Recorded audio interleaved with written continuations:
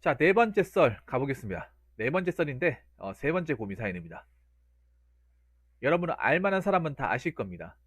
닉네임 베테랑 아가씨라고 사연 글발로 저를 거의 고통스럽게 하는 사람 중에 한 명입니다.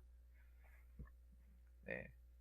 왜 이렇게 적을 게 많은 건지 그동안 많이 적었던 걸로 기억이 나는데 이번에도 네, 작정하고 보내줬습니다.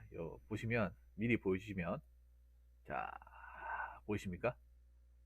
아, 이거 적는 것도 진짜 빡시겠다 이게. 이거 한 4천자 5천자 나올 것 같은데. 네. 자, 아무튼 사연을 보내주신 베트남 아가씨님께 감사의 말씀을 전해드리겠습니다. 네, 베트남 아가씨님 사연 보내셔서 정말 감사합니다.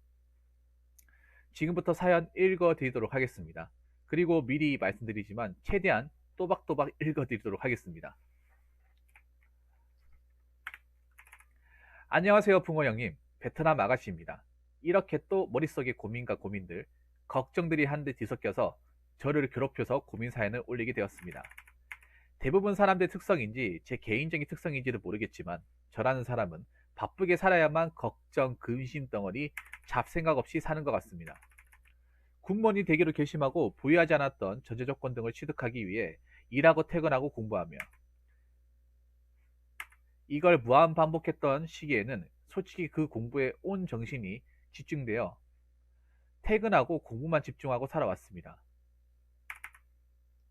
근데 한국사람 GTF를 따고 나서 지금은 운전면허를 따려고 일하면서 지내고 있습니다. 어제 도로주행 시험에서 유턴 신호를 잘못 봐서 실격당했습니다.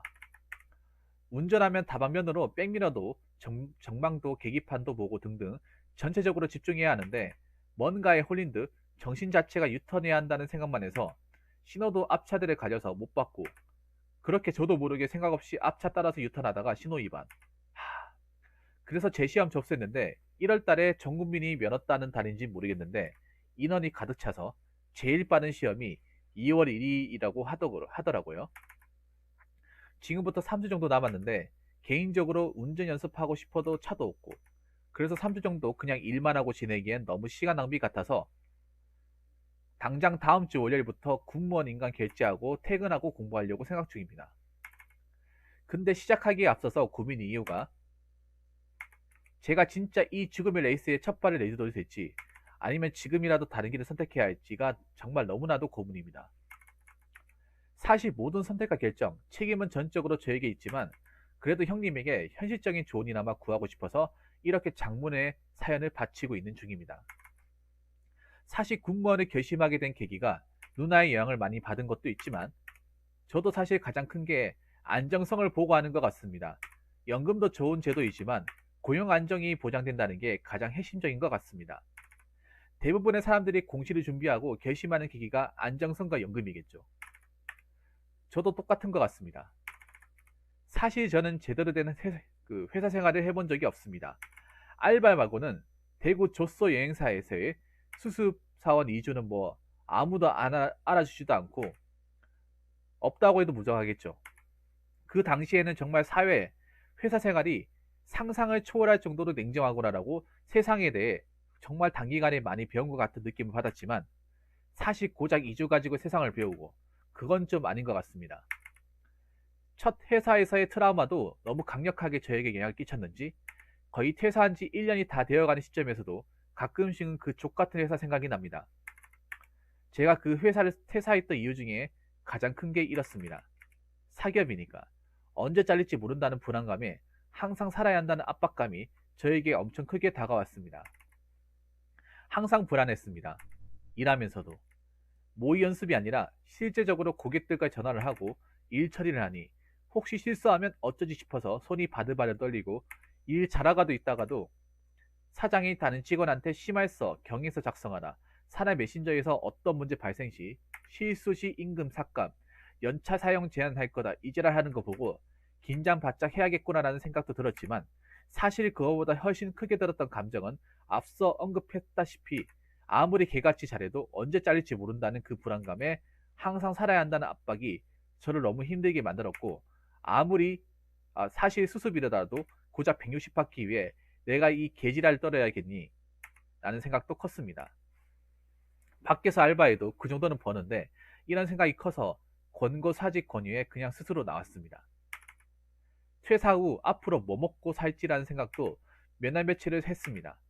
근데 돈벌이는 없고 에머진 월세만 맨날 나가는 게 너무 아까워서 대구 동인동에 있는 자취방 정리하고 부산문가로 내려왔습니다. 잠깐 이거 그 전에 얘기했던 거 아닌가요? 이게 공무원 사연하고 무슨 상관 있지? 근데 그 당시에는 금전 상황이 너무 좋지 않았습니다. 단돈 몇만 원이 없어서 친구한테 10만 원 빌리고 누나한테 5만 원 빌리고 폰값도 3개월치나 밀리고 등등. 그래서 다른 선택을 할 겨를이 없었습니다. 당장 꾸미고 나발이고 돈을 벌어야만 하는 상황이었습니다. 그래서 일자리를 찾고 현재 롯데마트에서 도급직으로 그냥 단지 생계를 위해 일을 계속하고 있죠. 165밖에 못 버는 박봉이긴 해도 이거라도 못 벌면 당장 지하철역 나가서 구걸을 해야 하는 상황이기에 1년 남짓 일하면서 정말 제 스스로도 존버하는 마인드를 많이 배우고 성장했다고 느끼고 있습니다. 코낙배님 어서오세요.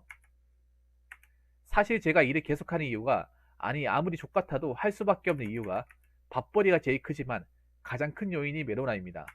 메로나 때문에 모든 산업들이 타격을 입고 있고 고용은 없고 일 잘하고 있는 사원들도 다 잘려나가는 마당에 순간적으로 욱하는 마음에 잘못 판단해서 때려치면 그게 자살행위라고 판단이 들어서 그렇습니다. 물론 어떻게든 다시 일자리를 구하면 되겠지만 언론에서 하도 일자리 침체 등의 분위기를 조성하고 있고 실제로 주변 사람들도 먹고 사는 게 너무 힘들다. 돈이 없다 일을 하고 싶은데도 일을 할 수 있는 데가 없다 등의 말을 너무나도 많이 하니 그거에 동요돼서 존버하고 있는 것 같습니다. 예전에 직업이라는 편견도 많이 지었고 인내심과 끈기, 존버 정신도 많이 키웠지만 일을 계속 하다 보니 현타가 너무 많이 옵니다. 맨날 오는 건 아니지만 가끔씩 너무 세게 와서 저를 혼란스럽게 만들고 정신적으로 괴롭힙니다. 와, 나 근데 잠깐 이런데 스톱에 죄송한데요. 나 진짜 그리기 실력 너무 많이 늘지 않았습니까? 진짜 나 그리는 실력 너무 진짜 웬만한 사람들 뺨치는 것 같아 진짜. 원래 옛날 같으면 이렇게 일하면 혀도 많이 꼬이고 중간에 말하다가 막 건너뛰고 막 이런 것도 있었거든요. 지금 3분의 1 읽었는데 계속 읽어보겠습니다. 예. 내 능력의 한계치는 정말 165만 원밖에 안 되는 건가? 라는 생각도 너무 많이 듭니다. 직장 내에서 여자아이들의 정치질 등등도 그렇고 저번에 사실 말씀드렸다시피 음료팀 인원이 대리님, 여사님 2분, 장애우 사원, 주말 알바가 끝입니다. 근데 대리님은 마트 담당이라 점장인 등등 높은 사람들과 업무 회의하고 지시하고 그게 주 업무고 진열은 깔짝깔짝 도와주고 여사님 2분도 물론 도와주시긴 하지만 실제적으로는 저와 장애우 사원이 전반적인 진열 업무를 다 하고 있습니다. 직접 장애인이라 좀 많이 과간입니다. 생각 자체가 없습니다. 혼자서 할 줄 아는 게 없고 제가 이거 하고 오세요, 저거 하고 오세요 해야만 일을 하는 어린애처럼 일일이 다 챙겨줘야 하는 사람입니다. 고객이 있는 데서 방귀 끼고 다니고 물어봐도 말투도 이상하게 말하고 발음도 이상하고 옛날에는 정말 너무나도 빡쳐서 하소연도 해봤지만 의미 없었고 스스로 그 사람을 포기했습니다. 장애인인데 뭘 알겠냐라고. 장애인을 비하하는 게 아니라 그 사람이 일반적인 장애인 수준을 넘어서 상식 외의 행동을 하니 그 사람을 비난하는 겁니다. 듣는 분들 오해 없었으면 좋겠습니다. 그래서 물어봤죠. 하루는. 아니 정상적인 사람을 채용해서 일을 시키면 업무 효율도 좋을 텐데 왜 굳이 아무 상황 판단도 할 줄 모르는 장애인을 쓰느냐고. 법이라고 하더라고요. 마트 내에서 일정 인원 이상 장애인을 고용해야 한다고. 아니면 벌금 물고 장애인 인권 보호 단체에서 난리 난다고. 무튼 여자애들끼리의 심한 정치질, 장애인과의 업무 티키타카로 인해 스스로 정말 현타도 많이 받았고 정신적인 스트레스도 심했습니다. 늘 혼자서 일하고 생활하는 삶이 이제는 어느 정도 익숙해졌긴 하지만 이게 정말 어떻게 보면 시간을 버리는 것 같은 느낌도 많이 들고 하루하루 발전이 아니라 썩어가는 것만 같은 느낌이 많이 듭니다. 정규직도 아니고 아무 일을 잘해도 아무리 칼같이 빡세게 일을 해도 아무도 알아주는 사람도 없고 극성수기의 창고정이며 진열이며 개같이 바쁘게 움직여도 돈을 더 주는 것도 아니고 심한 말을 표현하자면 그깟 165만원 주고 그냥 저라는 사람을 마트 내에 처박아 둔 것 같은 느낌이 많이 들었습니다. 그래서 정말 내 능력의 한계치는 진짜 165만원에 불과한가 라는 생각이 너무나도 강하게 작용하더군요. 솔직히 고용 보장만 된다면 전국 어디든 갈 수 있을 것 같습니다. 월세를 낸다 해도 꾸준한 수입이 있으니까. 그리고 현재 제 스펙에서 현실적으로 이거보다 더 벌 수 있는 일이 있다면 당장이라도 때려치고 다른 곳에 가고 싶기도 합니다. 생산직도 고민을 해봤고요. 특별한 자격 면허가 있어야만 할 수 있는 직업 말고는 그냥 아무나 붙일 수 있는 일인데 돈 많이 벌 수 있는 일은 전부 다 고민하고 생각해 봤던 것 같습니다. 만약 공무원 세원 생활을 이제라도 포기한다면 다 필요 없고 그냥 돈만을 위해 살아갈 것 같고 그럴 자신도 있습니다. 단 고용 보장만 된다면 말이죠. 이렇게 계속 살아가다 보면 정신적인 스트레스가 더 저를 괴롭힐 것 같아서 이렇게 형님을 또 찾아뵀습니다. 이미 이렇게 살아와서 인간관계도 거의 없는 현재 시점에서 조금은 저도 숨통 좀 트고 사람들과 교제하면서 일도 하고 소위 말하는 워라밸 하면서 살고는 싶네요. 워라밸이라 해서 거창한 워라밸도 아닙니다. 개같이 일만 해도 됩니다. 최소한의 인간관계 유지하면서 혼자 지내오고 살아오고 살아가고 있는 이 생활이 이제 익숙하긴 하지만 부모님 돌아가시면 평생 혼자일 것 같은 느낌이 들어서 그게 너무 무섭습니다. 그래서 며칠 전 새로운 사람들도 좀 만나고 싶다는, 사람들과 자연스럽게 대화하는 연습이 절대적으로 필요하다 라는 이유로 영어 스터디를 하는 전문적인 기관에 상담을 받고 왔습니다. 영어 공부를 함으로써 제 자기계발도 하고 싶지만 사실 너무 혼자 스스로 써가는 느낌을 너무 많이 받아서 새로운 사람들도 만나고 그들과 말하면서 사람 대하는 방법도 배우고 싶어서 상담만 일단 받고 왔습니다. 만약 그것까지 하고 원래 정했던 공무원 수험 생활을 준비한다 치면 계획은 이러합니다. 시간적으로 주는 일이고 부는 스터디와 인간 공부가 되겠지만 제 마인드적으로 주는 당연히 수험 공부고 부가 일과 스터디가 될 것 같습니다. 좀 다른 얘기지만 저는 열심히 해야 되는 일이 있고 굳이 개같이 안 해도 되는 일이 있다고 생각합니다. 일반적인 정상적인 기업에서 회사 생활을 한다면 당연히 열심히 잘해야겠지만 월급도 매달 오르지 않고 아무리 개같이 해도 아무도 알아주지 않는 알바와 비슷한 현재 일에서는 굳이 열심히 안 해도 된다고 생각합니다. 솔직히 대부분 취준생들이 착각하고 있는 게 자소서에 쓰는 열정, 경험, 도전정신 이딴 게 다 개소리라고 생각됩니다. 기업과 회사라는 게 얼마나 돈만을 중시하고 매출만을 중시하고 더럽고 족같은 곳인 걸 알기에, 그리고 솔직히 취준생들이나 직장인들도 다 돈 때문에 다니지 그게 아니라면 굳이 다닐 이유가 있을까요? 적성 비전 이딴 거 솔직히 배부른 소리고 개소리라고 생각됩니다. 사람들은 회사에 들어가서 업무를 배움과 동시에 내 자신도 발전시켜서 그로 인해 성취감 맛보고 싶다 이런 식으로 말하는데, 막말로 어떤 직원이 정말 획기적인 아이디어를 생각해내 그게 실제로 회사에 도입이 되었고 효과를 발휘했고 매출 성장에 기여했다고 칩시다. 근데 과연 그걸 전적으로 그 직원한테 고맙다고 상여금을 엄청 주고 우대해주는 기업이 얼마나 있을까요? 다 자기들 뱃돼지로 들어간 돈이지. 말이 다른 데로 새서 죄송하지만 입이 다른 데로 엄청 샜습니다. 그래도 제 생각을 말씀드리고 싶어서 해봤습니다. 흐름 끊겨서 죄송합니다. 괜찮습니다. 늘상 해왔던 거잖아요.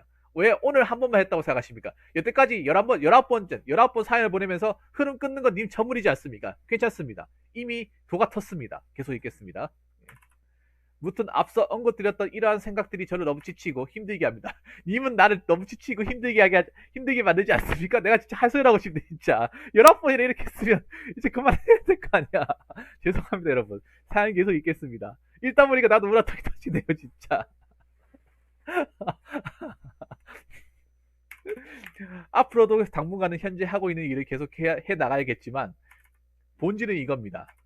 지금이라도 수험생활을 접고 할 수 있는, 즉 돈을 좀 많이 벌 수 있는 일이 있다면 추천 좀 부탁드리고 그 길로 가야 할지, 아니면 안정성과 연금, 그 고용이 보장된 일을 하는 게 맞을지. 인생은 장기전이기 때문에 지금 누군가 돈 잘 번다, 잘 나간다라는 말을 들을 때 부럽지는 않습니다. 그들이 하루아침에 망할 수도 있고 언제나 변수는 존재하기 때문에. 40이 넘어서 그들은 잘리고 생애 걱정할 때 공무원이 저는 박봉이라도 호봉에 따라 월급이 계속 오를 거고 남들에 비해 못해봤던 것들을 늦게라도 하나하나씩 이룰 수 있기 때문에 결혼은 못하더라도 혼자서 아둥바둥 살아갈 수는 있기에 모든 날 걱정 없이 빛을 발할 수 있는 공무원 쪽을 아직까지는 더 바라고 있는 것 같습니다. 또한 얼마 전 누나도 저에게 이런 말을 했었죠. 네가 공무원 된다고 해서 인생이 그렇게 180도로 변하진 않는다. 민원 스트레스도 있고 공무원 돼도 먹고 살기 힘든 건 똑같은데 그래도 햇빛을 못 봐도 잿빛은 막아준다고. 너무 마음이 복잡해서 얼마 전 바닷가에 혼자 가서 바람도 쐴 겸 이리저리 해변가를 돌아다니면서 혼잣말 하면서 생각 정리를 하고 왔습니다. 결심은 공무원 준비를 1순위로 잡고 공부하고 일하면서 돈 받으면서 생계 유지하고 영어 스터디하면서 사람들과 교제하면서 살아가기로. 그런데도 불구하고 아직까지도 혼란스러워 본게임 시작 전 이렇게 형님에게 조언을 좀 듣고자 합니다. 또 다른 얘기지만 솔직히 대부분의 사람들이 차든 집이든 다 대출로 해서 하는 건 맞지만 저는 개인적으로 일반 사람들의 월급으로 내 집 마련은 불가능하다고 생각합니다. 2, 300이 드는 월급으로 몇 억씩 하는지 절대 못 삽니다. 빚 없이는.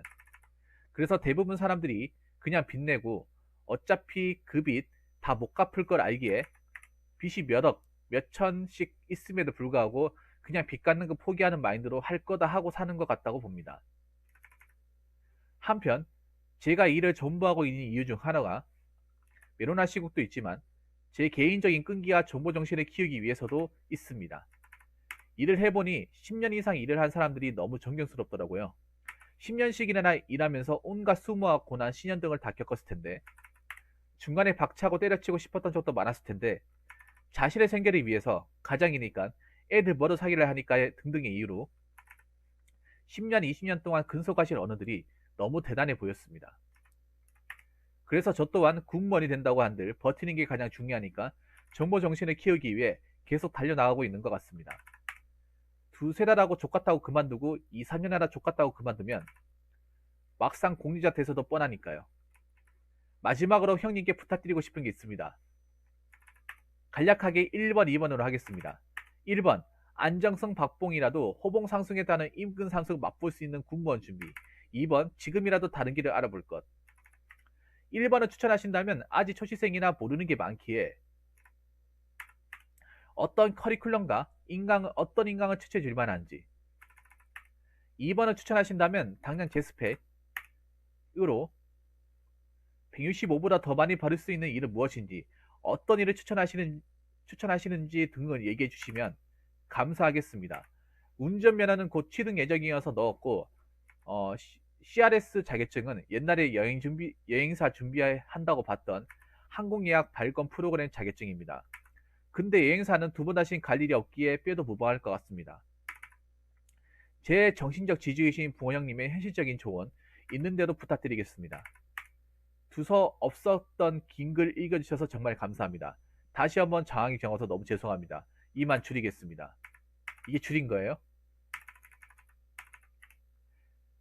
PS 제 재생 목록에 얼마 전 질문드렸던 왜 기업들은 각종 사건 사고에 대해 책임을 지져야 하지 않을까와 남들 하는 건 다 하고 싶어 하는 사람들 심리도 추가해 주시면 감사하겠습니다. 힘들 때마다 제 사연을 제가 보면서 마음 다잡고 하니까 야 이거 약간 좀 관종기도 다분히 있네요. 와, 다 읽었습니다. 다 읽었어. 와, 찰스님 오랜만이네요. 찰스님, 찰스님 오랜만이네요. 왜 이렇게 방송 보기 힘듭니까? 바쁘신 것 같은데. 야, 잠깐만 협프는 좀 시간에 좀 가시면 안 되겠습니까? 여러분 아시겠지만 사연이 무지하게 길었습니다. 최대한 여러분들한테 어, 빨리 읽는다고 했는데 중간에 또 제가 발음이 꼬이긴 했어요.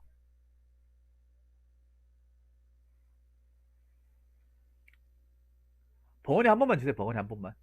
벙어리 한 번만 줘요. 네, 어서오세요. 야, 이번 스타일이 뭔지 아시겠죠, 여러분?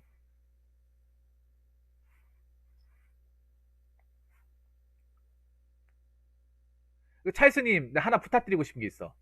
찰스님한테. 그 댓글 남기고 하는 건 좋은데요. 약간 사람들이 님한테 꼰대기가 좀 많이 있대요. 본인도 알고 계시죠? 님 댓글 다신 거에 대해서 저한테 언질하신 분이 계셔가지고 조금만 좀 유하게. 네, 맞습니다. 카라쟁이님.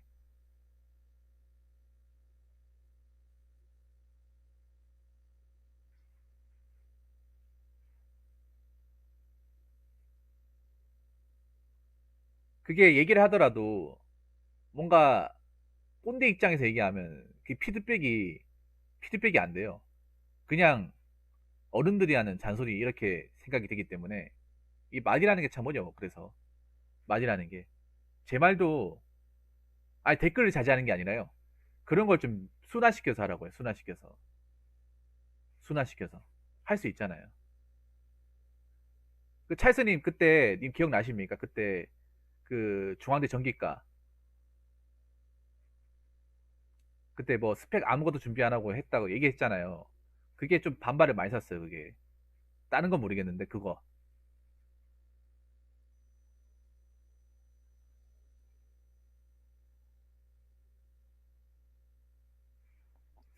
그것만 말고 다른 건 상관없어요. 제가 왜 이게 지금 와서 얘기하냐 하면 이미 한동안 안 들어오셨으니까 안 들어오시다 보니까 얘기할 기회가 없는 거야 이게.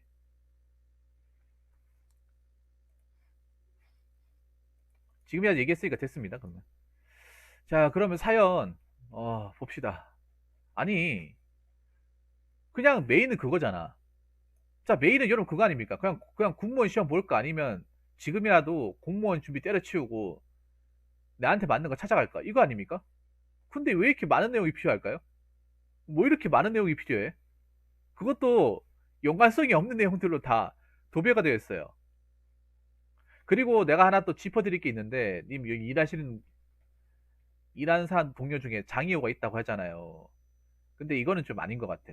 아, 물론 님이 그만큼 힘들었던 분도 있는데, 근데 그 친구는 얼마나 힘들겠어요. 그 친구는 얼마나 힘들겠어요. 그 친구는.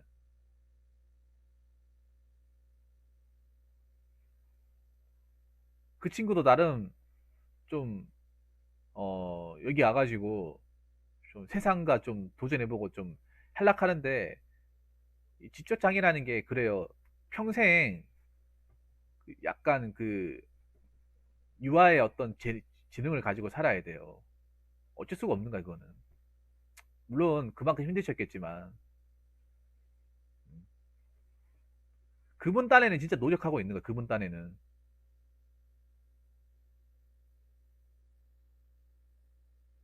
그분 입장에서는 정말 자기 뭐 재능과 머리를 역량을 다 쓰는 거예요. 근데 그게 보통 사람들 눈에는 둔해 보일 수밖에 없는 거지.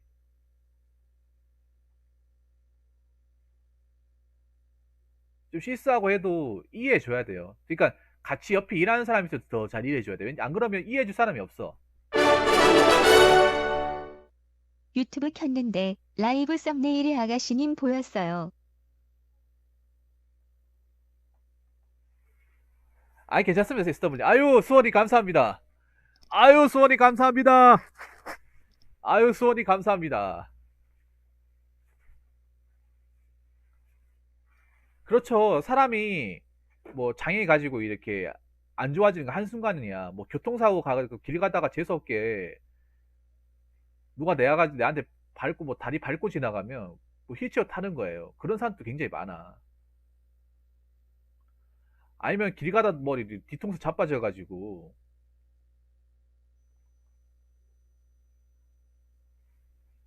뭐 기억 못 해가지고 지는 못 가지는 사람도 있고 뭐 처음부터 자기가 저렇게 사고 싶다 누가 있어요. 음. 그리고 저런 사람들 어른 되기 전까지 얼마나 좀 사회 어떤 고난과 어떤 선입견 이런 거 굉장히 얼마나 많이 받았겠냐고. 여러분 아시겠지만 우리나라에서 어떤 그런 장애우로 살아가는 장애인 가족을 살아가는 게 절대 쉽지가 않거든요, 여러분. 정말 쉽지가 않아요. 차별도 받고 서름도 받고 또 이 가족들도 고통을 같이 받거든요.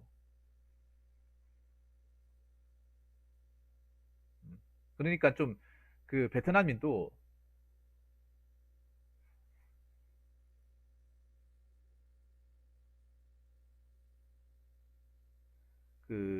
그러니까 그거를 있잖아요. 그렇게 생각해야 돼. 뭐냐 하면 이해를 하려고 하는 게 아니라 내가 하자는 생각을 가지고 있어야 돼. 이해를 하려고 하는 게 아니라 아 그건 내가 하자.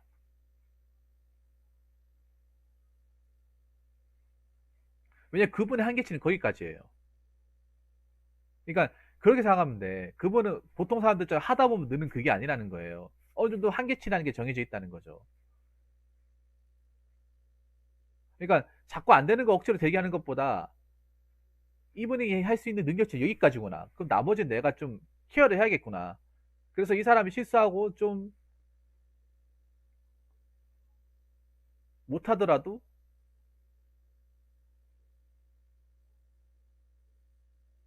보통의 정상인의 사람이 아니니까 그렇게 이해해줘야 돼. 자, 아가씨. 이건 마음가짐이 다르게 하면 좀 이해할 수 있어요.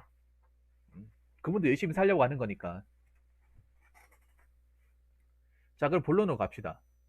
본론으로 갈게요. 결국에는 그러니까 님이 운전면허 시험을 떨어졌다는 얘기네요. 근데 나는 이해가 안 되는 게 있습니다. 여러분도 잘 들으세요. 저분이 올해부터 작년인가 작년 말부터 군무원 시험을 준비한다고 했는데 근데 저분이 일을 하면서 준비를 한다고 일을 하면서 근데 이 시험이 일을 하면서 준비해가 붙을 만한 시험이 될까 말이죠 이게. 아니야 괜찮아요. 뭐저 댓글 막 악플 난리하고 신경 안 써요. 워낙에 많이 받아가지고 괜찮아요. 좀 심한 거 아니면 다 남기잖아요. 심한 거 아니면 이상한 거 아니면 의견은 많을수록 좋아요. 자, 계속 얘기하도록 하겠습니다. 근데 나는 진짜 준비를 한다고 마음을 먹긴 먹었는데 좀 의문이 든 게 있어요. 보통 공무원 시험을 하겠다고 마음 먹었으면 사실 냉정히 말하면 저도 해봤지만 올인해야 됩니다. 올인이 무슨 말인지는 알죠? 그냥 공부만 해야 돼요. 공부만 해도 될지 안 될지 모른다는 거예요. 제가요? 제가 포항 분이냐고요? 어, 포항이라는 도시를 좋아합니다. 포항은 아닙니다. 포항은 아니에요. 왜 나차님 갑자기 왜 물어보시 뜬금없이? 야, 수호님 잘 오셨네요. 간만에 굉장히 긴 사연이었어요. 저 말도 안 되게 긴 사연이었어요. 사람들 듣다가 짜증을 내기 시작했어. 아니, 사연의 내용과 상관없는데요. 도대체 얼마나 많이 갖다 붙인 거야? 가면서.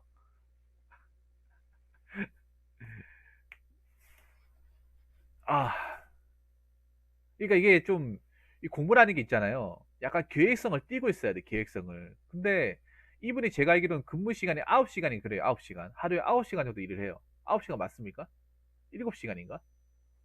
1시부터 10시까지 아니에요? 저분이 제가 알기로는 오후 1시부터 10시까지 일을 하고, 그리고 그러니까 지금 일하는 일터하고 집까지 좀 거리가 있습니다. 제가 알기로는 버스 타고 이것저것 하면 막차 타고 해가지고 한 집에 도착하면 11시 반 정도 되는 거예요. 그러니까 일하고 일할 때도 아예 책을 못 보잖아요. 일 못하고 9시가 왔다 갔다 하는 시간 포함하면 거의 11시간 뺏기는데 그러면 막상 집에 와서 그 전공 과목을 볼 수 있는 시간이 굉장히 부족하거든요. 내가 봤을 때 아무리 많이 봐도 4시간밖에 안 돼.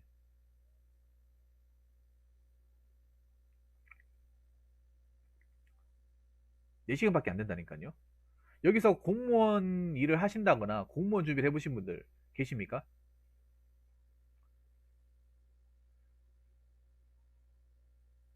거의 대부분의 공무원 합격자들은요, 올인했죠. 대부분 올인이에요. 그냥 싹 다 올인이야. 물론 진짜 가뭄에 콩나듯이 일단에 붙은 사람도 있는데, 그런 사람들은 좀 예의가 뭐냐면, 좀, 괜찮아요. 나차는 괜찮아요. 그런 사람들이 여유인 게 뭐냐, 그 사람들은 뭐 원체 머니가 좋다거나, 이미 공부를 하기 위한 기본적인 준비를 다 해놨다거나, 이해해봤다고요?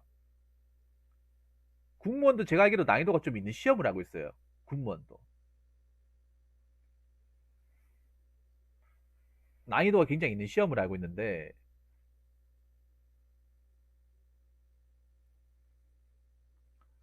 제 방송에도 몇몇 붙은 사람이 있거든요. 얼마 전에 했는데, 소피아 님도 군무원이거든요. 근데 그분도 제가 알기로 3년 동안 그 시험 하나만 바라본 걸로 알고 있어요. 아, 진짜, 교정직요? 아깝다. 아깝네요. 그러면 뭐, 2점 차면 진짜 아깝네요. 그냥 과감하게 접은 거예요, 2년하고. 근데 교정직이 솔직히 다른 직렬보다는 그래도 할만하거든요. 왜냐면 계정직이 좀 인식이 있어가지고 사람들이 많이 안 덤벼요, 이게 생각보다. 아무래도 교도소를 근무한다는 그 인식 때문에. 아깝다, 근데 2년이면. 저 커요, 저거. 별거 아닌 것 같아도 큽니다. 그냥 터무니없는 점수 떨어지는 거하고 한 10점 이상 차이 나는 거하고 2점, 1.2점은 차이 크죠. 물론 컷으로 합격한다 하더라도 최종 가면 좀 후달리는 건 사실이야. 최종 합격하려면 컷에서 한 5점? 네. 5점 점수 좀 앞서 있어야 되죠. 아, 그래 잘하셨어요. 지금 후회 없는 거죠, 올레터니? 지금 후회 없는 거죠? 지금 후회 안 하시는 거죠? 그렇게 했다고 해서. 그러면 잠깐만 본인한테 물어볼게요. 자, 베트남 아가씨님, 본인은 그러면 냉정하게 공부해서 붙을 만한 자신이 있습니까? 다행입니다. 잘하셨어요, 잘하셨어요. 레톤이 잘하신가요, 그거는?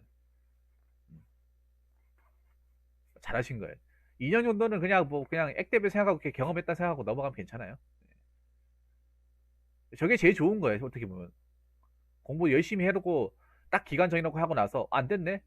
나랑 안 맞는갑다. 내가 이거 말고 할 게 없을 것도 아니고 요거 말고 다른 거 먹고 사면 되지. 근데 저런 올레터링처럼 저런 판단을 가지는 사람들이 그렇게 많지가 않아요. 기약 없는 싸움요? 아니 나는 기약 없는 싸움이 그런 얘기보다 본인이 붙을 만한 자신이 있냐 없냐 이걸 물어봤어요. 약간 말을 돌려서 얘기 안 해. 기약 없는 싸움 얘기하는 건 난 자신이 있다는 얘기가 아닌 걸로 생각이 되는 건데요. 왜냐하면 마음가짐부터 좀 다르게 해야 돼요.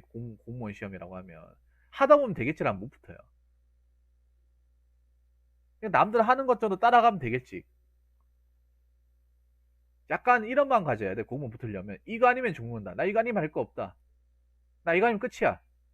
할 때만큼은. 나 이거 아니면 인생 끝나.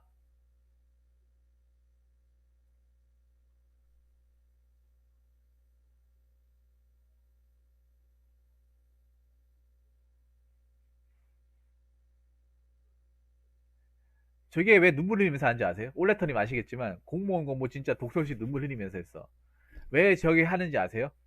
올레터님 왜 눈물 흘리는지 아세요? 저게 책 내용이 책 내용이 슬퍼서 우는 게 아니라 원래 공부를 안 했던 사람이 책상에서 하루 종일 공부하면 눈물 나와요. 원래 원체 공부를 안 했던 사람이 갑자기 공무원 시험 보겠다고 도서지 잡아놓고 하루 왼종일 공부하죠. 책에 눈이 안 들어와. 그리고 어려워 이게. 단어가 어려워요. 올레터님도 아시겠지? 형사법 공부하셨겠네. 형사법 총론 공부하셨겠네. 그러면 뭐 법원 관할 나오고 고소 고발 나오고 고소 고발은 좋단 말이에요. 저 뭐 그다음부터 이제 체포구속 적부심 이게 뭐야 도대체?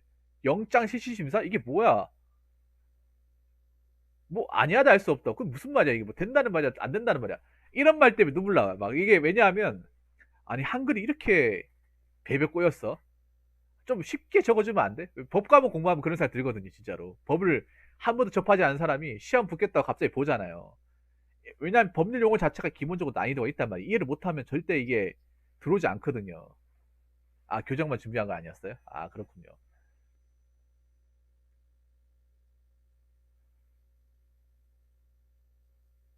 그러면 자 아가씨는 잘 들으세요. 그럴 자신이 없다고요? 냉정하게 일 그만두면 생각 걱정이라고? 님 지금 그거 아십니까? 공무원을 준비하는 사람 치고 굉장히 우유부단합니다.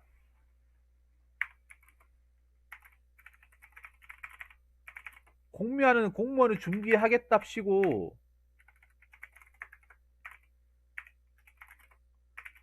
임하는 사람 치고 제가 봤을 때 굉장히 우유부단해요.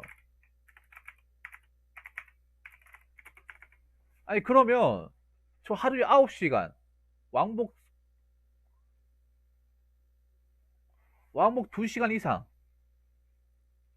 그 12시간 이상 일하는데 시간을 쏟아붓는데 그 나머지 시간은 이미 버티고 할 수 있겠어요?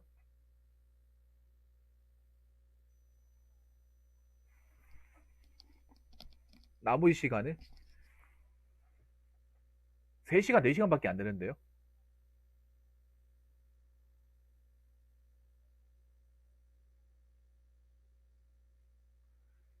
뭐 있잖아요. 아가씨님, 공무원 준비하려면 좀 약간은 거릴 건 거르고 그렇게 해야 돼요. 다 안고 가려고 하면 죽도 밥도 안 돼. 어? 다 안고 가려면 죽도 밥도 안 됩니다. 선택을 하셔야 돼. 여러분 그런 말 들어봤죠? 올레트를 그런 말 들어봤죠? 선택과 집중. 인생에서 중요한 게 선택과 집중을 잘해야 돼요. 그러면 딱 내가 선택해야 될 거 선택하고 버릴 건 버리고 집중해야 될 거 집중하고 집중 안 해도 되는 건 과감하게 삭제를 시켜야 돼. 공부도 그렇지만 인생도 마찬가지예요. 근데 지금 보면 다 놓치면 안 되니까 다 선택하겠다는 거잖아. 그러면 뭐 한 가지도 안 되는 거죠. 어떻게 보면. 일은 일대로 안 되고 공부는 공부대로 안 되고. 그렇다고 아가씨님이 머리가 무지하게 똑똑해서 한 번 보면 다 외운다거나 아니면 이미 공무원 공부할 때부터 어느 정도 기준식을 닦아놨다거나 그것도 아니잖아요.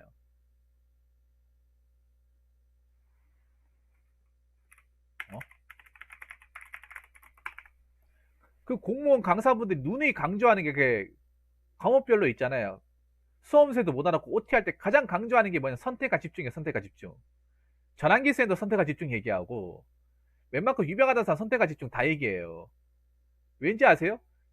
수험생 때는 다른 거 안 바라보고 공부만 해야 되거든. 그러니까 쉽게 말하면 뭐냐면 너희들은 수험생 이 시험 붙으러 왔기 때문에 다른 걱정이고 뭐고 다 제껴놓고 불합격하겠다는 생각 안 하고 어차피 붙으러 왔으니까 공부 하나에만 청준을 불살라서 공부하라는 거예요. 그 말 아니에요, 여러분? 원래 그렇게 해야 되잖아. 수험생 하겠다고 하면. 근데 님은 지금 일을 하겠다는 거잖아요. 아까 얘기했지만 저분 9시간 근무하고 전환기쌤 여러분 좋아하시죠? 전환기쌤. 전환기쌤 잠깐 성대묘사 잠깐 해볼까? 그 전환기쌤 혹시 그 유튜브에 올라온 거 봤어요? 조회수 100만 넘는 거. 그 2017년 1차 경찰 그 한국사 기출문제 프리 특강 했을 때 그 약간 옷 파란색 남방 입고 그 영상 혹시 보신 분들 아십니까? 그 조회수 100만 넘는 거. 전환기 치면 바로 나오는 거.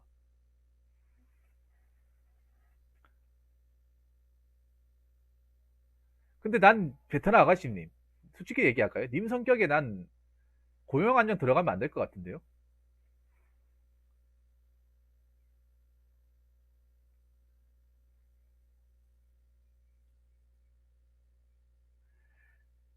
여러분 여친 남친도 다 똑같지 않습니까? 내가 이 씨발 이 여자 아니면 죽는다. 신나 뿌리고 죽자. 하? 시간이 지나봐라. 그 여자보다 더 이쁜 여자. 그 남친보다 더 잘생긴 남친 만날 가능성이 졸라 많아요. 그 영상 기억하시죠, 여러분? 예, 저 유튜브 보면 있습니다. 예.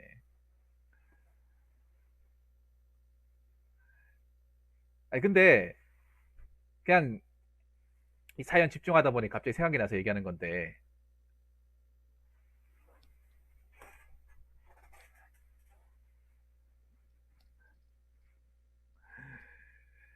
그, 님 공무원 힘들어요. 난 님 성격이 안 맞다고 보는데? 베트남 아가씨님. 님 불만, 조직에 대한 불만도 많이 가지고, 한 사람한테 이렇게 쓰구리는 것도 잘 못하잖아. 그런 것 때문에 나한테 고민사연도 보냈었고요. 불만도 많을 텐데요. 눈치도 많이 봐야 되고. 사실 지금 일은 눈치 크게 안 봐도 되는데, 공무원은 거의 평생 눈치만 보도 끝나는 거예요, 평생. 그리고 가장 중요한 게, 베트남 아가씨님, 이 고향 떠나야 돼요. 연고지 군부가 안 된다고요, 군무원이면. 시골, 군부대가 어디 있어요, 군부대가. 시골 꼴짝이 있잖아요. 어디 갈지 몰라. 그리고 주거 지원 안 됩니다. 군무원, 군무원 주거 지원 안 돼요. 이것도 알고 계셔야 됩니다. 부사관들 장교처럼 그 주거 지원 안 됩니다. 그리고 훈련 똑같이 받고요. 훈련도 받습니다. 군무원들. 요즘에 부사관이 하는 거를 군무원들이 대신한다고 얘기 들었어요. 부사관이 하는 게 뭡니까? 훈련이잖아요. 그리고 잡부 다 합니다. 야근 합니다. 당직 합니다. 위수지역 적용됩니다. 그러니까 반군인이 되는 거야, 반군인. 평생 다시 또 군인으로 살아야 돼.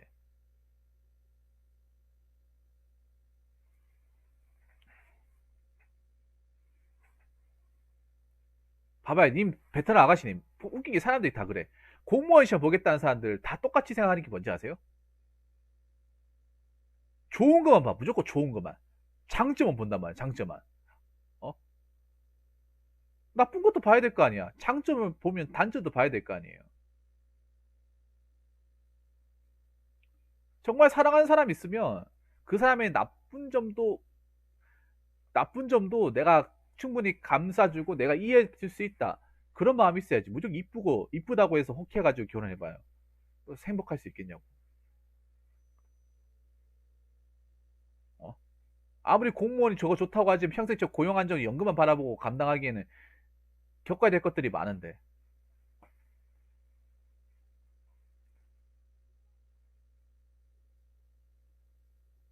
겪어야 될 것들이 많잖아요. 왜 고용 안정만 생각하시나요? 고용 안정이라는 거는, 자, 고용 안정이라는 건, 나는 오히려 저게 더 말이 안 된다고 생각하는데요? 고용 안정만 보장되면 상관없다고요? 그건 있잖아요. 님이 진짜로 고향을 떠나서 생활 안 해봤으니까, 그러니까 고향을 떠나서, 솔직히 대구면 그렇게 먼 지역도 아니잖아. 대구는 도시잖아요. 시골 같은 데서 혼자서 아는 사람 하나도 없이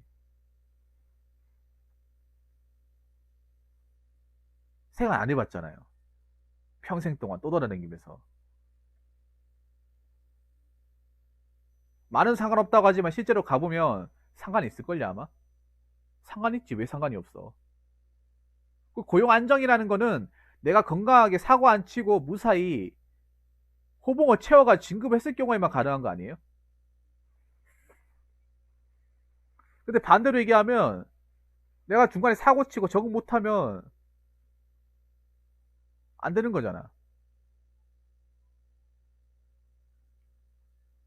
그리고 난 님 그 아까 그 무대뽀 마인드가 마음에 안 들어요. 베트남 아가씨님. 님의 그 뭐 아니면 상관없다. 상관없다. 뭐가 상관없어요? 상관없다는 인생이 뭐 저렇게 따지고 불안해하고 뭘 어떻고 저는 어떻고 이렇게 얘기해요?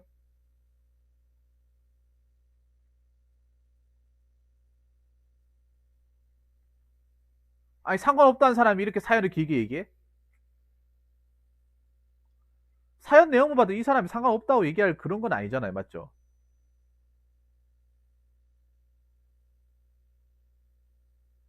그리고 그 하나 얘기해줄게. 님 누나분이 공무원 시험 붙었잖아요. 여자가 공무원 시험이 되면 좋은 게 맞아.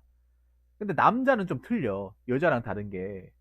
여자분들은 보통 하더라도 여자분들은 물리적 일을 하는 것보단 사실 사무직에 다 몰려 있잖아요.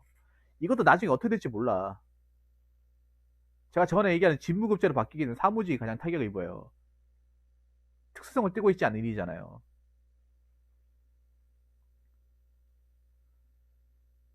왜냐하면 지방 같은 여자분들이 좋은 직업을 가질 가능성이 적기 때문에 공무원 되면 입직 올라가는 게 맞긴 한데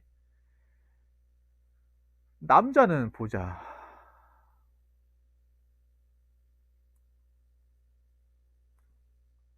참 어렵다 어려워. 아니 무조건 뭐 상관없다. 뭐 상관없어 내한테 고민 사연을 보내면 안 되지. 아니 그렇게 상관없다. 아니 고용하면서 뭐 어디 가도 상관없다. 그러면 난 위자태 생각하고 인생 걸겠다 생각하고 직장 때려치우고 뭐 온이라든가 고시원에 가가지고 스케치 짜고 하든가. 근데 보면 막상 지금 하는 건 아니잖아요. 어디 가든 상관없다면 무조건 붙겠다는 마인드로 가야 되는데 그 무조건 붙겠다는 행동도 아니잖아요. 이것도 아니고 저것도 아니잖아요. 안 그래요 여러분?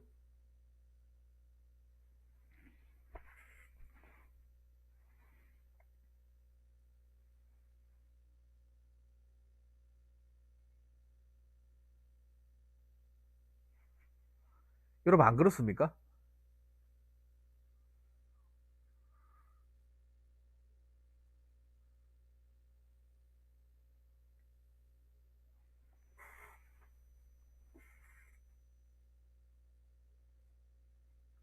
근데 그거 하셔야 돼요. 그거 하셔야 돼. 이미 공무원 돼도 별로 대단한 거 아니지만 안 되면 진짜 이거는 비참해지는 거예요. 아시겠습니까? 그게 겁나니까 직장 다니면서 하는 거 아니겠습니까? 그게 겁나니까. 나중에 떨어지고 나면 정말 안 좋아질까봐 겁나서 지금 일하면서 하겠다는 거잖아, 사실. 좀 냉정하게 얘기할까요? 정면으로 싸우기 싫으니까 옆으로 피하는 거잖아요.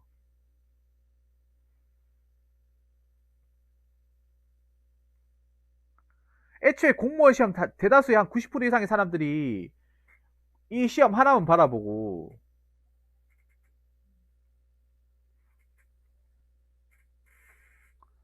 이 시험 하나만 바라보고 아침 일찍 일어나가지고 늦게까지 하는 거잖아요. 음?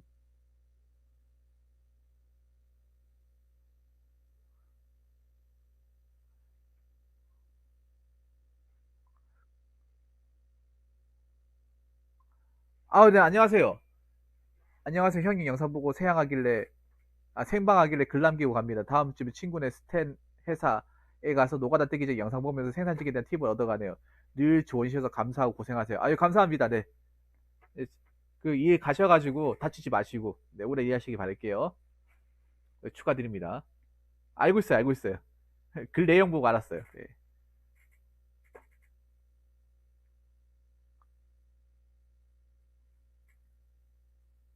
자, 사기의 무서움을 잘 알기에 능력을 발휘해 이성만. 아니 가장 큰 게 언제 잘릴지 모르는. 그러면 언제 잘릴지 모른다고 사기업 다니면 안 돼? 자, 언제 잘릴지 모른다고 삼성 다니면 안 돼요? 언제 잘릴지 모른다고 현대 다니면 안 돼? 근데 그거 아세요? 언제 잘릴지 모르는 사람도 있지만 안 잘리고 버티는 사람도 있다는 거야. 안 잘리고 경영 근처까지 가는 사람도 있어요. 왜 다 잘릴지도 모른다고 생각하십니까? 왜 사기업은 전부 다 잘린다고 생각하세요? 안 잘리고 부장, 상무, 전무까지 가는 사람도 있어요. 아, 물론 그 소수긴 하겠지만 꼭 그렇게 안 가도 짠 부장으로 쭉 오래 남아있는 사람도 있어요. 남아있으려면 남아있을 수 있어. 버틸려면 버틸 수 있어요. 사기업도 사기업 나름이고 무서움을 잘한다? 아니 얼마나 겪어봤길래 사기업을. 사기업이 망한다 할리기 뭐 다 망하는 줄 아시는데 아직 끄떡 없는 데도 많아요. 끄떡 없는 데도 많다니까? 왜 무조건 다 망한다고 생각하는 거예요? 아니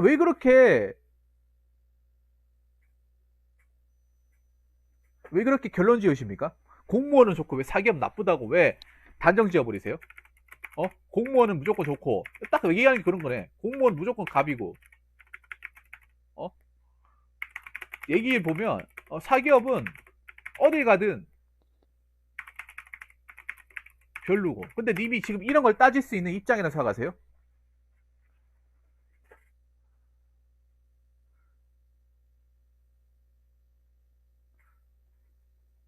그 첫 회사가 뭐 얼마나 대단하다고. 첫 회사가 뭐 대한민국 그 회사밖에 없습니까? 대한민국 회사라고 이름 짓는 게 몇십만 개인데 그 중에 한 군데 걸린 건데 또라이 같은 회사 한 군데 걸린 건데. 근데 반대로 얘기하면 님도 또라이라는 생각 안 해봅니까? 님도 나한테 이렇게 긴 사연을 너무 터무니없이 두서없이 이렇게 긴 사연을 꾸준하게 주는 님도 약간 또라이 같은 생각 안 해보세요? 님도 약간 보통 사람들의 범죄와 다르다는 생각 안 해보십니까?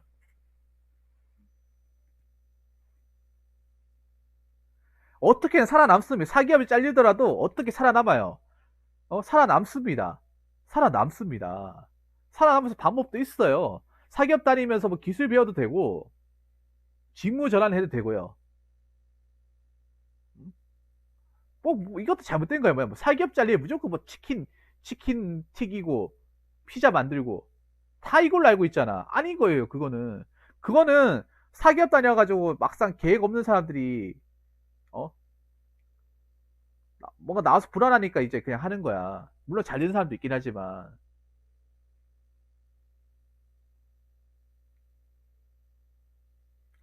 그러니까 사기업도 살아남기 나름이에요. 어?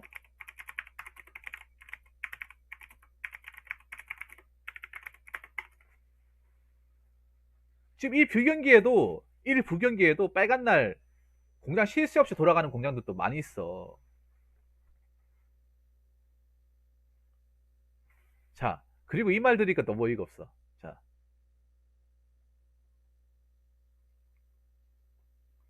자, 개인적으로 일반 사람들 월급으로 내 집 마련 불가능하다. 근데 서울은 불가능하겠지. 지방은 가능해요. 서울도 완전 변두리로 넘어가면 가능해. 지금 사람들이 신축을 살려고 하니까 신축을 살려면 불가능한데 구축을 살려고 하면 가능해요. 그리고 부산도 부산도 제가 알기로는 부산도 신축 구축 가격 차이가 어마하게 많이 나는 걸 아는데 엄청나게 많이 나는 걸 알고 있는데요.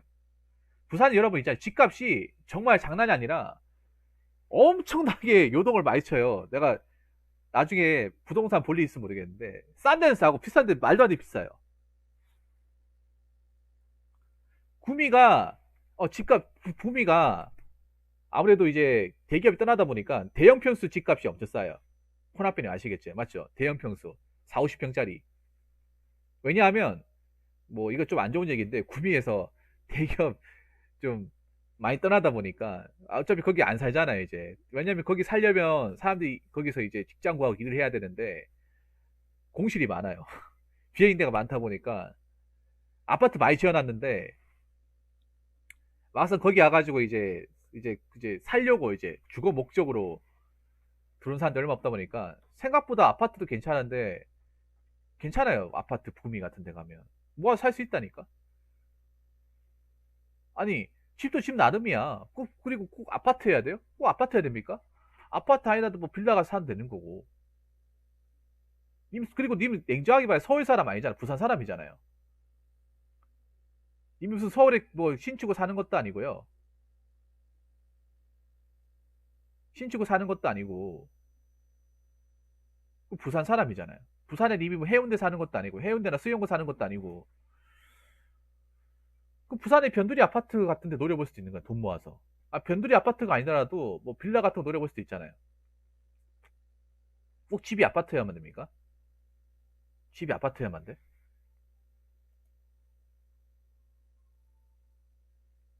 빚 갚는 거 포기하는지 아니면 계속 갚는 건지 어떻게 알아요? 어? 이 보면 제가 전에도 얘기했지만 님은 변하지 않았어. 자, 베트남 아가씨네. 님이 오늘이 오늘 근데 그게 돈 벌면 포기할 수가 없어요. 포기할 수가 없다니까. 아니 포기해버리면 내 식구도 어떡하라고. 홀몸도 아니고 결혼하신 분들 차스린 같은 분들 어떡하라고. 어? 이 폭탄을 내 혼자 지는 게 아니라 가족 있는 사람 다 같이 지는 건데 어? 이거 어떻게 포기합니까? 포기하는 순간 나뿐만 아니라 내 와이프, 내 자식까지 다 진짜 어, 물론 크긴 하지만 갚아 나가야죠. 갚아 나가야지. 그러면 뭐 터무니없이 물론 터무니없이 이제 빚을 지고 있는 사람도 있긴 해요. 근데 대부분은 이제 감당 가능한 선에서 이제 어, 감당 가능한 선에서 하려고 하죠. 근데 그 감당 가능한 게 서울 같은데 너무 이제 말도 안 되게 정말 진짜 너무 잔인할 정도로 이렇게 해버리니까 그게 문제지. 근데 지방은 그나마 좀 낫다는 거. 지방도 뭐 대구가 같은 게 좀 말도 안 돼 비싸긴 한데 변두리 아파트 쪽으로 가면 낫다는 거지. 어차피 집은 들어가면 다 똑같잖아요. 아무튼 그거 어떻게 알아요? 그냥 어차피 평생 갚아도 못 갚을 거 아니까 될 대로 되겠지란 마인드 사는 것 같다고. 그거 어떻게 알아요? 그 아파트 사는 주민한테 가가지고 통장 내역이랑 그 사람 수입이랑 그리고 그 사람 그 월 대출금 얼마나 갚는지 봤어요? 내부를 까봤습니까? 가봤어요? 그걸 보여준 사람 누가 있어요? 몰라요, 우리는.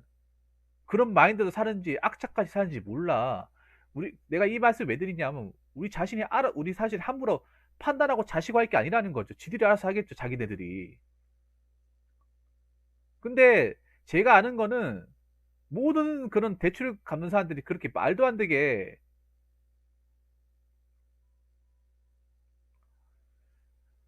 말도 안 되게 그렇게 하진 않는다는 거죠. 말도 안 되게 하지 않는다는 거죠.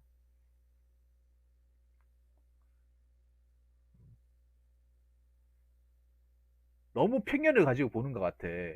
너무 자기만의 그릇된 편견을 가지고 보는 것 같아. 제가 이 얘기를 하면서 느낀 거는 이분은 크게 변하지 않은 것 같아요. 그냥 사연만 길게 보내고 변하지 않은 것 같아요. 음? 공무원은 무조건 좋고 갑이고 사기업은 어디 가든 별로고 삼성 뭐 LG SK 어디 삼성, LG, SK들은 굳이 공무원 볼 필요도 없어요.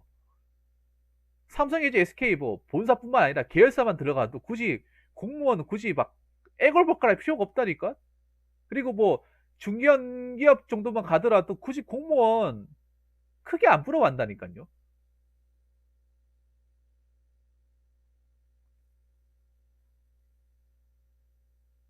왜냐하면 대기업에서 한 10년, 15년씩 일한 공무원 편성평가 다 볼 수 있거든요. 다 볼 수 있단 말이야. 물론 그만큼 돈 관리를 잘해야겠죠. 돈 많이 번다고 해서 상여금 성과가 많이 나온다고 해서 막 이상한 데 다 쓰고 막 놀고 먹고 하면 안 되겠지. 그 돈을 제대로 관리하면 어? 오히려 오히려 있잖아요. 오히려 돈 더 벌 수 있어. 중견기업도 마찬가지. 중견기업도 급여 괜찮은데 많거든요. 급여 괜찮은데. 대기업 못지않은 급여 괜찮은데 많아요. 그런 데서 돈 받으면 놀랄걸?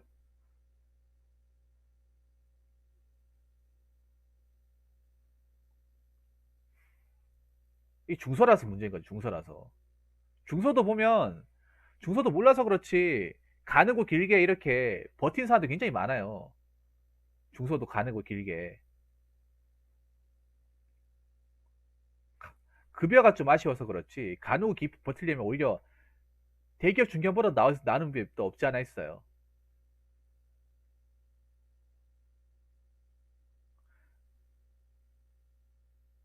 만들어 나가야죠, 뭐. 어떻게 나가야지. 근데 내가 얘기하고 싶은 건 그런 거야. 지금 님이 뭐 사기업도 좋은데 뭐 가긴 힘들어요. 그러니까 내가 전에 얘기했지, 뭐 기술이라 배워라. 님 그때 용접 배운다고 했잖아요. 근데 왜 용접 안 배우고 왜 공무원 시험 준비합니까? 어? 그때 님이 분명히 용접 배운다고 했잖아요. 부산에도 내가 알기로는 공단이 많은 걸로 알고 있는데 그 녹산공단 있잖아요. 녹산공단 그쪽이 공장 엄청 많을 텐데 대신 공기도 안 좋을 테지만 양산도 있잖아요.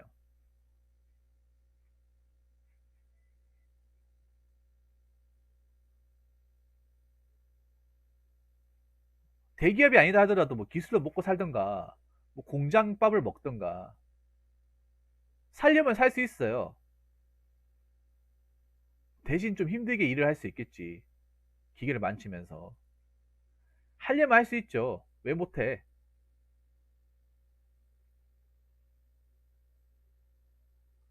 근데 그러니까 내가 얘기하고 싶은 건 그런 거예요.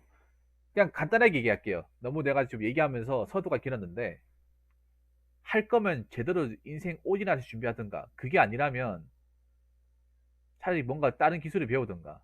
차라리 내가 봤을 때는 내가 만약에 님이라고 하면 굳이 저 직장을 내가 지금 하는 일 못 그만둘 것 같으면 차라리 난 지금 공무원 시험 준비하는 게 아니라 자격증을 몇 개라도 더 따가지고 다른 데 지원 한번 해볼 것 같아요. 그게 더 현실적일 것 같아. 솔직히 내가 봤을 때는 그 10시간 이상 일하면서 기초도 안 된 상태에서 공무원 시험 준비한다. 솔직히 내가 봤을 때는 계란의 바위치기예요. 아니, 그래서 이 일하면서 내 능력이 한계치 165만 원. 그래서 165만 원 몇 번에 적었는지 한번 볼까요? 이분이 165, 165 한 번. 165 컴플렉스 있나 봐, 165. 어, 165가 한 8번 등장했어요, 여기 보면. 그냥 제목이 165야, 그냥. 165 봐봐, 165 두 번, 세 번, 165 네 번, 165 다섯 번. 165 컴플렉스 있나 봐, 165. 165 여섯 번.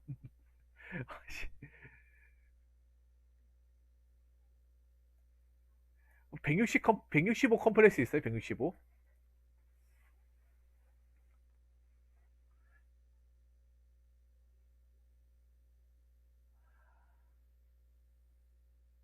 아니, 165만 원 받아가지고 살 수도 있잖아.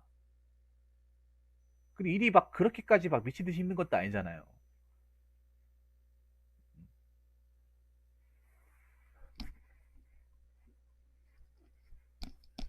내가 봤을 때는 객관적으로 못 붙어요. 솔직히 말할게요. 공무원 오일하다시피 빡세게 준비해도 붙을까 말까 한데 일하면서 준비하도 못 붙어요. 못 붙습니다. 그냥 돈 시간 그냥 같이 날리고 희망 고문만 얹는 거야. 그냥 고인물이 되는 거예요. 그냥 그 일 계속하면서 165만 원 받으면서 고인물이 되는 거예요. 차라리 이 구산에서 공장일 할 거 없나 이런 거 알아보면서 그때 예전에 용접일 하겠다고 내가 분명히 들었던 걸로 기억나는데 어, 그 얘기도 기억 안 나시죠? 나 분명히 얘기했던 걸로 알고 있는데. 그리고 하나 더 얘기할게요. 마지막으로 하나 더 얘기할게. 인생은 님이 사는 거지. 자, 님 인생은 님이 사는 거지. 가족이 살아주는 게 아니에요. 그 누나분이 님 생각해서 얘기하는 것도 맞는데 누나는 누나 인생이고 님이 님 인생이야. 누나야 어차피 시집 가면 어차피 안 볼 사람이에요. 좀 냉정하게 얘기하고 시집 가면 안 볼 사람이야. 출가 외인이 사람이에요. 여자분이 들으시면 기분 나쁘실지도 모르겠는데 솔직히 그렇잖아.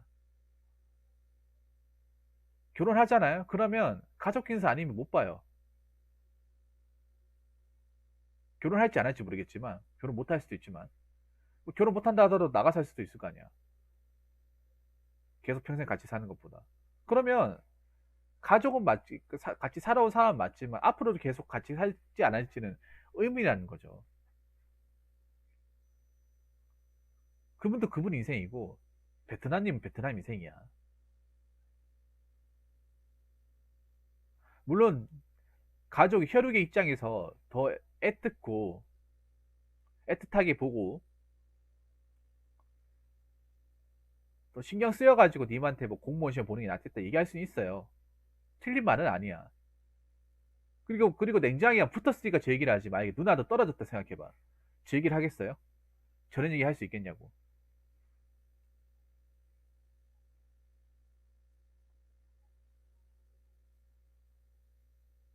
그럼 누나 보고 일하면서 공부하라 하면 붙을 수 있냐 물어보세요. 못 붙어요. 그럼 베테랑 아가씨 생각해봐요. 그 누님도 일하면서 공부한 건 아니잖아요. 공부에 올인해서 붙은 거잖아요.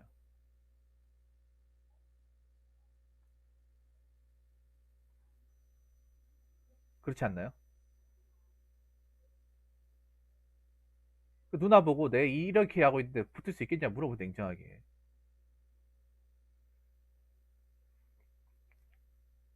못 붙어요, 못 붙어. 못 붙어. 그럼 님은 결단을 해야 돼요. 아싸리 붙을 것 같으면 직장 간두고 뭐좀 신세 지더라도 공무원 시험 올인하든가. 만약 그렇게 도 못할 거 하고 공무원 힘들 것 같다. 나 그렇게까지 못하겠 거다 하면 차라리 지금 일하면서 자격증 따면서 스펙 준비하면서 부산에 괜찮은 회사 같은 거 있으면 내보시던가. 아니면 뭐 학원 같은 데 가가지고 뭔가 배우시던가. 근데 지금 베트남 아가씨님 입장에서 내가 알기로는 지금 저번에 일을 간두시게 되면 집안에서 마땅히 생계 유지를 하실 분이 없어요. 그래서 지금 일을 못 그만두는 거예요. 이분 사정도 있어, 내가 알기로는. 그러니까 저분이 일을 안 하면 부모님들이 일을 하시고 뭐 아직 집안에 뭐 자금 사정이 좀 낮기 때문에 그냥 편하게 공부할 수 있다. 그게 아니에요. 저분이 일을 안 하시게 되면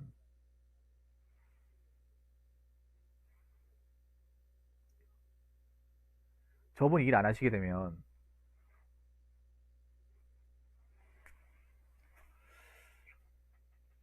가족들이 힘들어요. 솔직히 편견이 많이 작용했나 봅니다. 언론과 주변의 매너나 때문에 고용 한파, 취업 안 된다는 있는 사람도 다 잘려나가고 있다. 이런 말 수없이 듣니 지금 직장 그만두면 자살행위 간다 들어서. 자, 여러분 언론 같은 것도 다 맹신하지 말라니까. 왜 이렇게 맹신하는 사람들이 많아? 아니 그렇게 언론 뭐 어영 언론이네, 쓰레기 언론이네 그렇게 얘기해도 봐봐. 다 뭐 글 보인 족점 있잖아요. 이미 언론들은 팩트를 얘기하는 게 아니라 얼마나 더 자극적으로 해가지고 사람들 더 많이 날 걸까 이 생각을 한다니까. 뭐 대학생들 여러분 뭐 대학생들 한 끼에 뭐 한 끼 얘기를 한다? 나 주변에 그런 대학생을 본 적이 없는데. 솔직히 그것도 나는 좀 오바가 좀 지나치다 생각해. 물론 있게 하겠지. 아, 근데 시대가 어떤 시대인데 무슨 뭐 대학생이 하루에 라면 한 끼로 해결을 한대.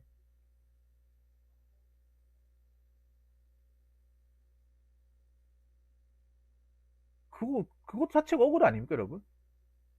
물론 사실인 것도 있겠지. 근데 그 몇 명이 인터뷰한 사람들이 모든 대학생을 다 대변하는 게 아니잖아요. 그 방송에서 인터뷰하는 사람 2명, 3명, 꼴랑 2명, 3명인데 전국의 대학생이 60만, 70만 명 되는데 그 사람들이 다 굶고 있겠냐고.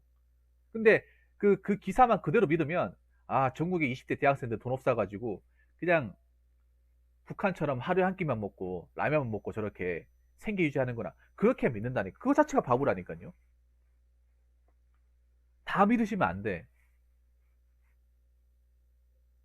자기가 호구입니다는 인정하는 거예요. 차라리 안 보는 게 나아. 아니면 여러분들 툭 해놓고 여러분들 그냥 저처럼 그냥 크롬 쓰면요 구글 메인으로 걸어 놓으세요 그냥. 저는 어떻게 하는지 아세요? 저는 구글 그 네이버 기사 보기 싫어가지고 어떻게 하는지 알아요? 저는 북마크에다가 일부러 제 메일 그 받은 메일을 한번 해놨어요. 전 메일을 확인해야 되니까 네이버 요걸 로그인 해야 되잖아요. 로그인 해야 되는데 그것조차도 보기 싫어가지고 어떻게 했냐면 아예 북마크에다가 제 메일을 걸어놨어요 그냥. 요 클릭하면 바로 메일 볼 수 있도록. 예. 그 네이버 기사를 아예 안 보려고 그냥 아예 그냥 글씨 한 토라도 안 읽으려고 아예 막아놨어 내가. 예. 아니면 지메일 쓴다거나 아니면 저 구글 지메일이 있잖아요. 그거 쓴다거나 그럼 되잖아요. 여러분 하나 얘기할까요? 그 네이버 기사 안 보고 살아도 사는데 지장 없어. 사는데 거의 지장 없다니까. 그냥 일기예보 그냥 뭐 그냥 메로나 지역 발생 요것만 확인하면 돼요. 아무 지장 없다니까. 자, 아무튼 자 정리하겠습니다. 너무 얘기가 길었네요. 베트남 아가씨님 결단을 내리세요. 결단을 내가 이거 해라 저거 해라 얘기를 안 할게요. 지금의 간두고 공무원 시험 붙겠다고 작정하고 달려들 건지 아니면 내가 아무리 봐도 그렇게 못하고 공무원들도 자신 없을 것 같다 생각되면 자격증 따고 해가지고 다른 일 하실 건지 잘 생각해 보세요. 이미 선택할 수 있는 건 이 둘 중에 하나예요. 둘 다 할 수 없어요. 그리고 아까 얘기했던 대로 그렇게 일하면서 공무원 시험 본다? 절대 안 돼요. 절대 안 되니까 선택은 본인이 하시는 겁니다. 공무원 시험 자격증 시험이 아니에요. 그렇게 일하고 자격증 시험에 붙을까 말까 한데 자격증 시험보다 훨씬 더 난이도 높은 시험이단 말이야. 그걸 생각하세요. 그러니까 쉽게 말해서 그런 거야. 기사급 자격증 5개를 공부한다고 생각하시면 돼요. 공무원 공부하는 양이. 이게 비교가 될지 모르겠는데 기사급 난이도의 분량의 시험을 과목 그 기사 5개 시험하고 동시에 한 번에 시험 본다고 생각하면 돼. 뭐 기사가 더 어려울 수도 있겠지만 저는 그렇게 봅니다. 공부량과 비교해 봤을 때는 충분히 그 정도 되지 않을까 싶어요. 아무튼 현명한 결정하지 마시고 마시고가 아니라 현명한 결정을 하시기 바라겠고요. 선택을 잘해야 돼요, 아가씨님. 인생에서 선택이라는 거. 다 잡으려고 하면 정말 아무것도 건지지 못해. 내가 가장 살릴 수 있는 거. 내가 가장 이걸 지었을 때 가장 이득을 많이 취할 수 있는 거를 그것만 찍고 나머지는 다 그냥 쓰레기통에 버려야 돼요. 그게 바로 선택과 집중이야. 베트남 아가씨님한테는 그게 가장 좋은 선택과 집중이 아닌가 생각이 됩니다. 아무튼 잘 선택하시고 잘 집중하시기 바라겠습니다. 자, 제가 얘기할 수 있는 건 여기까지. 아무튼 사연 보내셔서 정말 감사합니다. 자, 이상으로 네 번째 썰 마치도록 하겠습니다.